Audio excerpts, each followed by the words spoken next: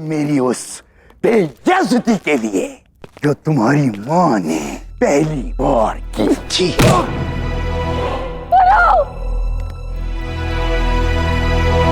इस व्यापारी डरायस ने मुझे ये प्रस्ताव दिया कि मैं फारस से सहायता मांगूं और तक्षशिला की सेना से मिलकर पौरव राष्ट्र पर आक्रमण करूं। कोई भी विदेशी मेरे भारतवर्ष पर कुदृष्टि डाले, ये मैं कभी नहीं सहन करूंगी। हमारे बैर के इस हवन में मैं किसी भी विदेशी को घी नहीं डालने दूंगी।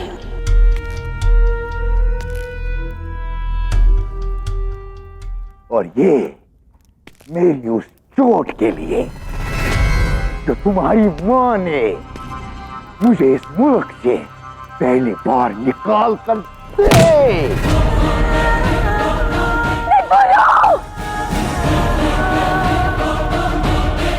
आशा करते हैं पौरव राज्य में दोबारा तुम्हारा मुख दिखाई नहीं देगा।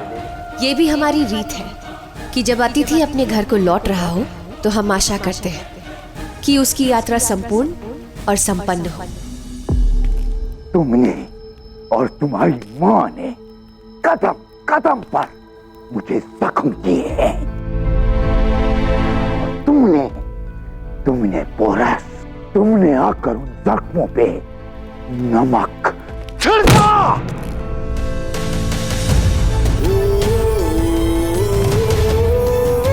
छोड़ दो उसे। नहीं पुरु।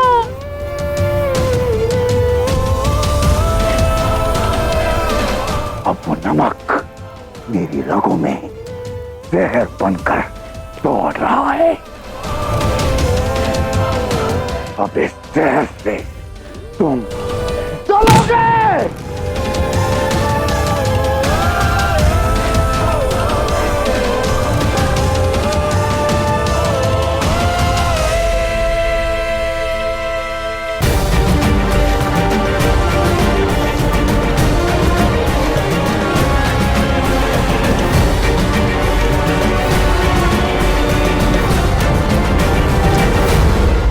ये मेरे उस फारसी बाजार को खाक किया।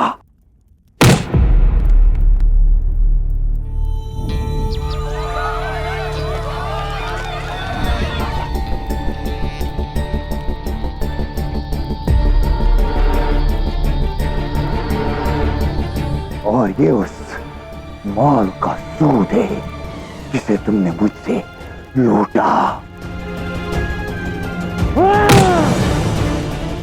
छोड़ दो उसे।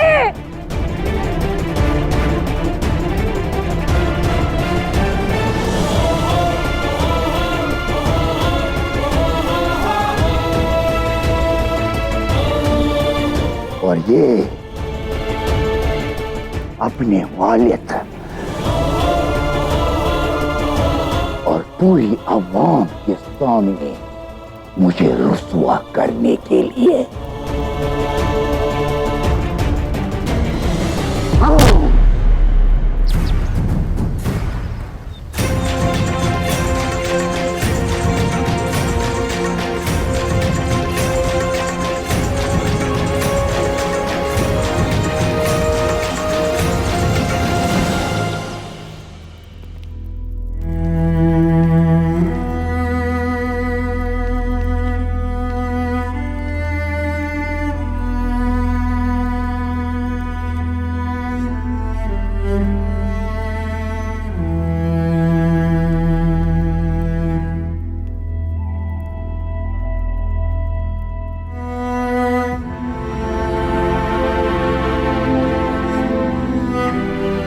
और ये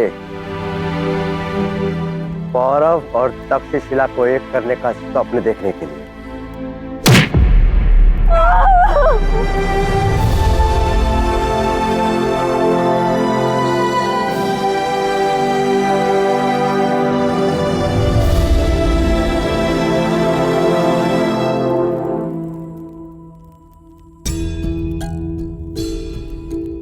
और ये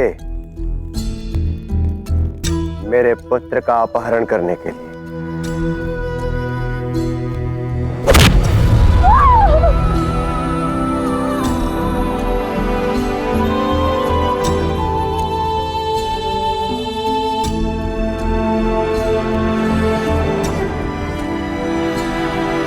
बस कीजिए पिताश्री, अभी हमारा कुछ नहीं बिगाड़ सकता। छोड़ दीजिए इसे। फारस में एक कहावत है बच्चे, हाथ में आए दुश्मन को छोड़ना अपने ही हाथ कटवाने जैसा होता है। महाराज,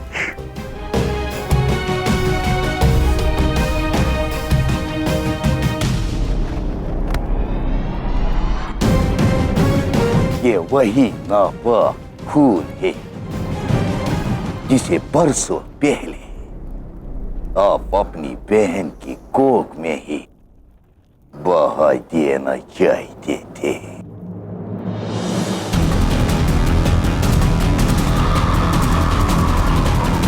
आगे बढ़िए और इंतकाम पूरा कीजिए।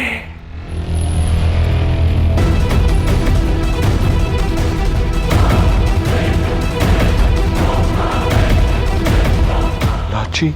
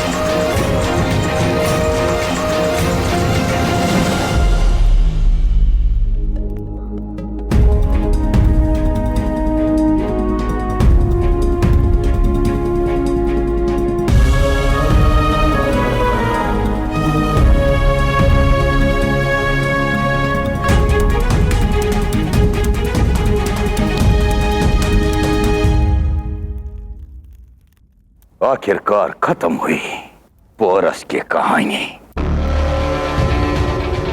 और शुरू हो गया इसकी रुसवाई का किस्सा। मेरा नाम मिटाने चला था, अब दुनिया गद्दार पोरस कहकर थूकेगी। हुजूर, इसे भी मार डालें। नहीं, लाची से हमारी कोई शत्रुता नहीं है पिताश्री। उसने मुझे भी कोई कष्ट नहीं पहुंचाया। जाने दीजिए इसे।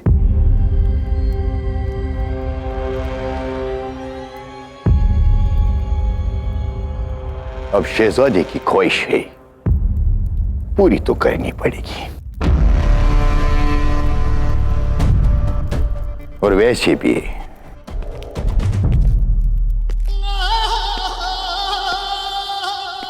एक कमजोर लड़की हमारा क्या बिगाड़ सकती है? छोड़ दो इसे माशिस।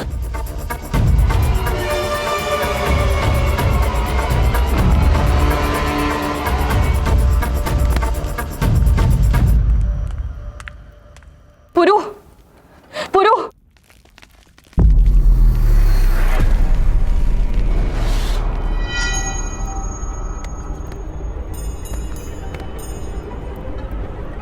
पुरु, पुरु आंखें खोलो, उठो पुरु, पुरु उठो।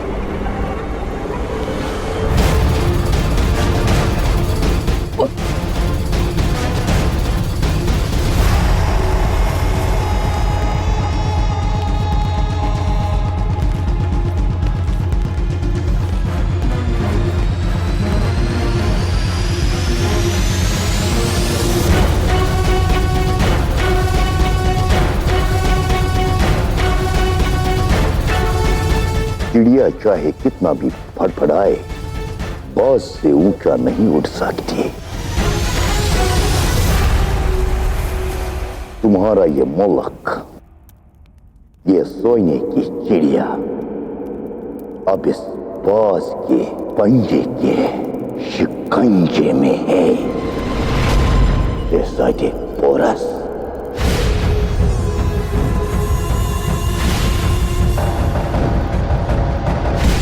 अलविदा शहजादी।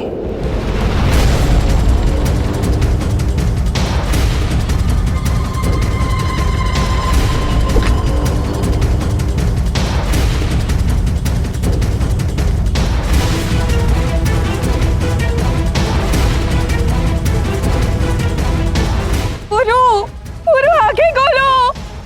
उठो उठो पुरु।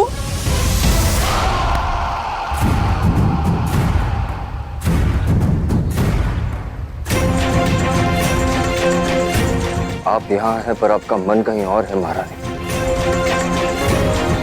बात क्या है?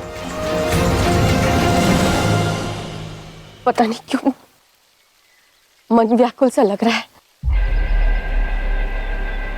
ऐसा लग रहा है जैसे पुरु के साथ अनिष्ट होने वाला है। इसी का पात्र है भी वो। कौन विश्वास का पात्र है और कौन नहीं, ये शीघ्र ही आपको अनुभव होगा।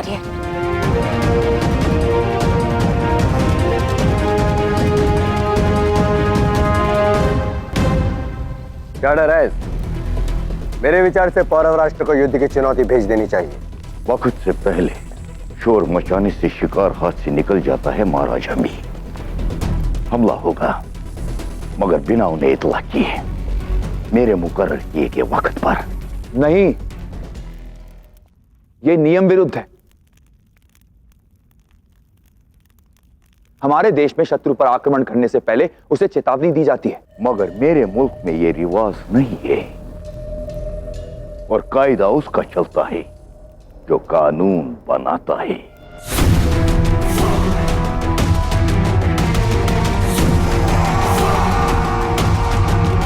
अगर मेरी हुक्मरानी में आगे बढ़ना है तो मेरे हुक्म को हर कायदे से ऊपर मानना होगा।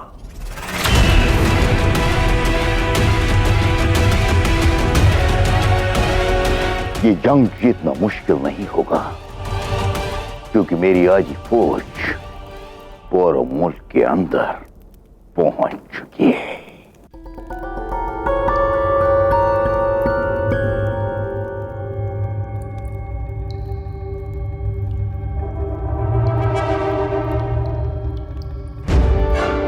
और अब तक उन्होंने पूरे मुल्क के हथियार खाने और अनाज के गोदाम बंद कर दिए होंगे ताकि हमले की खबर मिलने पर वो जंग के लिए जल्दी तैयार न हो सके। और वैसे भी जश्न के माहौल में हमले की खबर किसी को कान नहीं होगी। तो आदेश दें कब मुझे अपनी सेना के साथ प्रवेश करना है। सांझ के सूरज को बादल बनकर गिरा तो क्या गिरा। मजा तो तब है जब दोपहर के सूरज को बुझाया जाए। अपने दुश्मन को शिकस्त देने का मजा सबसे ज्यादा तब आता है जब वो खुशी की शिद्दत पर हो। आज महाराज बमनी अपने बेटे की शहनाई के सुरों में डूबा होगा। तब उसे आपके हमले के धमाके की आवाज सुनाई देगी। वो बौखलाकर हमले की तैयारी करेगा और तब मेरी फौज पीछे से हमला करके सबको मौत की नींद सुला देंगे। चक्की के दोनों पहियों में पिस जाएगा बमनी का गुरूर भी और वजूद भी। और जो शख्स हमारे इरादों को मिट्टी में मिला सकता था उसे हम पहले ही मिट्टी में मिला चुके हैं।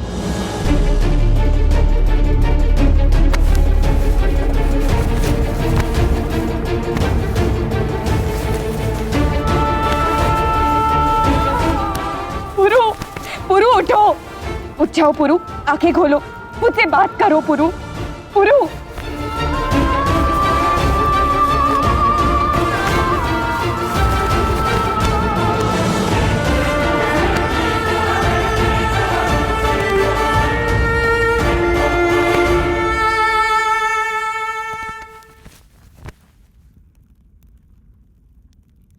पुरु,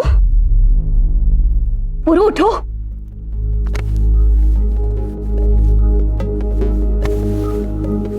नहीं, तुम्हें कुछ नहीं हो सकता। तुम्हें उठना होगा पुरु। तुम्हारा काम अधूरा है पुरु, और मेरा पुरु कोई काम अधूरा नहीं छोड़ता। तुम्हें उठना होगा। मैं तुम्हें ये काम भी अधूरा नहीं छोड़ने दूंगी पुरु। पुरु, अपनी आंखें खोलो ना पुरु।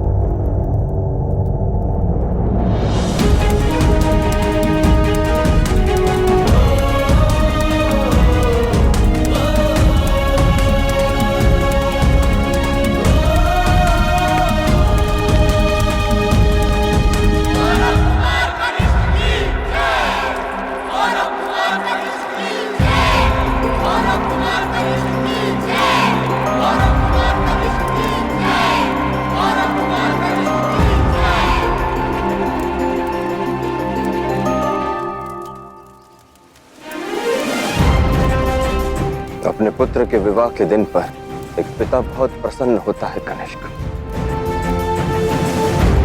केवल इसलिए नहीं क्योंकि उसका पुत्र एक नया संसार बसा रहा, बल्कि इसलिए क्योंकि उसका पुत्र संसार में अपना उत्तरदायित्व निभाने को सज्ज है। हमें गर्व है तुम पर। मैं प्रयास करूंगा कि आपका एक गर्व, ये प्रसन्नता सदैव बनी रहे।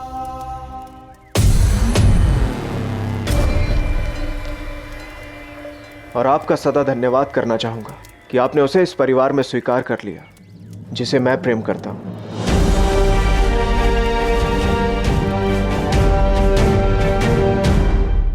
क्या डरा है, इसका संदेश मिलते ही ये नगर खंडहर में तब्दील कर दिया जाएगा और पौरव राज परिवार एक झटके में समाप्त।